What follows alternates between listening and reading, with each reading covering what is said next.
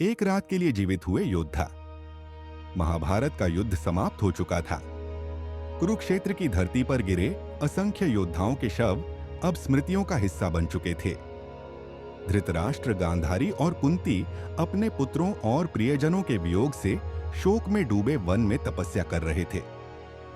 इसी समय राजा युधिष्ठिर, भाई भीम, अर्जुन, नकुल, सहदेव और द्रौपदी सभी उनसे मिलने वन में पहुंचे।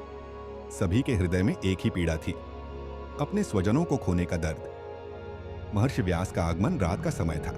वातावरण शांत और गंभीर। तभी आश्रम में महर्षि वेदव्यास प्रकट हुए। उनके मुख से अमृत सा वचन निकला। आज तुम सब अपने स्वजनों से मिल सकोगे। गंगा माता की गोद में वे सब विश्राम कर रहे हैं। आज रात मैं उन्हें तुम्हारे समक्ष प्रकट करूंगा। गंगा तट पर अद्भुत दृश्य महर्षि सभी को गंगा के पवित्र तट पर ले गए। रात्रि का घना अंधकार था। चंद्रमा की मंद किरणें गंगा की लहरों पर पड़ रही थीं। महर्षि ने ध्यान मग्न होकर गंगा माता का आवाहन किया और एक चमत्कार घटित हुआ। गंगा की लहरों से मानो परलोक का द्वार खुल गया। धीरे धीरे जल से अद्भुत दृश्य प्रकट होने लगे। मृत योद्धाओं का पुनः आगमन। सबसे पहले प्रकट हुए भीष्म पितामह, जिनका तेज अब भी सूर्य के समान था। उनके पीछे द्रोणाचार्य प्रकट हुए। गुरु दर्शन से अश्रुधार बह चली। फिर कर्ण प्रकट हुए, जिनकी आभा चंद्रमा जैसी निर्मल थी।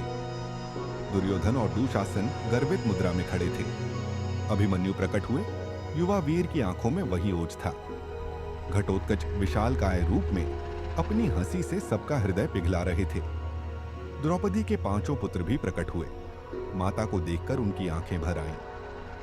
इस प्रकार सैकड़ों वीर योद्धा जो कुरुक्षेत्र में वीरगति को प्राप्त हुए थे, गंगा के जल से निकलकर पुनः अपने परिजनों के सामने खड़े हो गए। आनंद और करुणा से भरी रात, उस रात आश्रु और हर्ष का अद्भुत संगम हुआ। धृतराष्ट्र अपने 100 पुत्रों से मिले।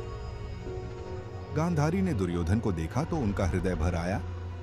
कुंती ने कर्ण को देखा और पहली बार मां और पुत्र एक साथ थे। द्रौपदी अपने बालकों से लिपट गई।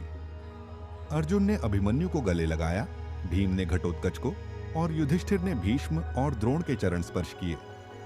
गंगा तट पर उस रात ऐसा लगा मानो स्वर्ग पृथ्वी पर उतर आया हो। शोक और पीड़ा कुछ क्षणों के लिए मिट गए।